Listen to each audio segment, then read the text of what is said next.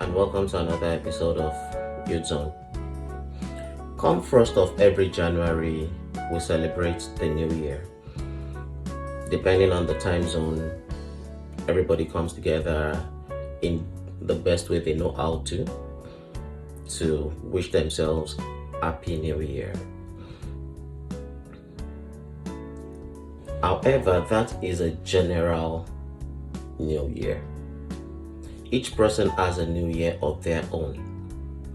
When you go obtain a driver's license and you check the expiry on it, you'll see that it carries an expiry which is on your birthday. Your new year falls on your birthday. So why is it significant? Between some ages, you are considered a child, while at some point you are considered an adolescent. As from a certain age, you are considered an adult, where you can vote, you can get married, you can do anything you want to do that adults are able to do. What happens in between these years? What makes it so significant? What makes it different? Already, you will be able to tell that everybody has their own birthday, except for people that share the same birthday mates. I have some myself that we are friends. However, what makes your birthday significant? Your birthday is supposed to be the day where you sit down and review how far you have gone from the last 365 days to this time. How far have you gone with your goals? Have you still checking on your values, your ambition, your drive, the things you set ahead of yourself to achieve? How close are you to them? What have you been doing on a daily basis to get closer to that? All the things, when I talked about accountability, going out every day and at the end of the day, putting down all the things you have done for the day.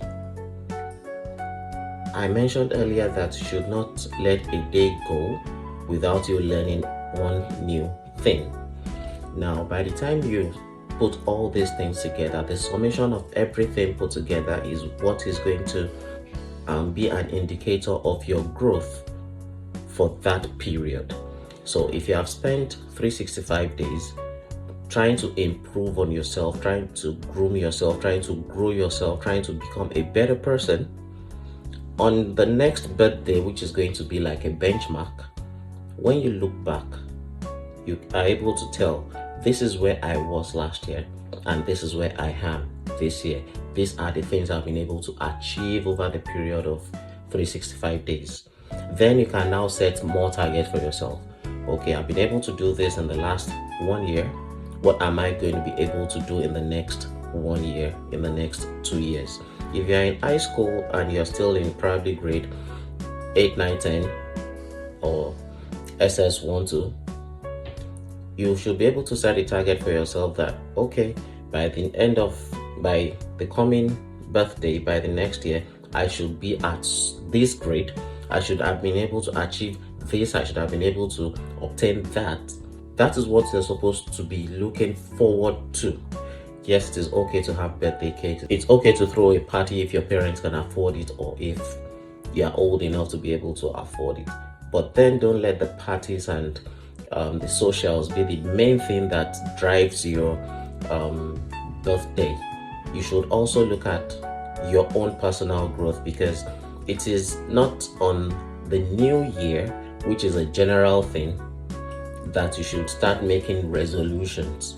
It is on your own day, because it is special to you. That is the day you cross to another age, and that is the best time you can have a review of yourself. You can start doing it weeks before that time. You can start putting your information together, then analyze what you've been able to achieve in that space of 365 days, so that you can tell, are you making progress? Are you in stagnation? Are you retrogressing? You should be able to understand where you are and where you are going to. So whatever your birthday is, I wish you happy birthday in advance or arrears. But then it is not just about wishing birthdays, it's not just about having birthday cakes and having parties and enjoying yourself and doing the things that people are used to. I've seen kids in Nigeria, they are making themselves spend so much picking clothes for themselves and for their friends and just enjoying the moment. It's absolutely fine to enjoy the moment when you're celebrating your birthday, but in your own space, in your closet, understand that you are accountable to yourself. You should be able to look in retrospect and tell, what have I been able to do in the last 365 days? And what am I looking forward to doing in the next 365 days?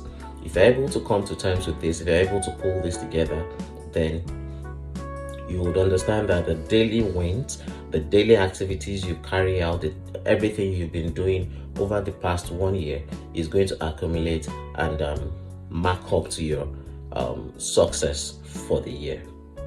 I wish you the best. I'll see you in the next edition.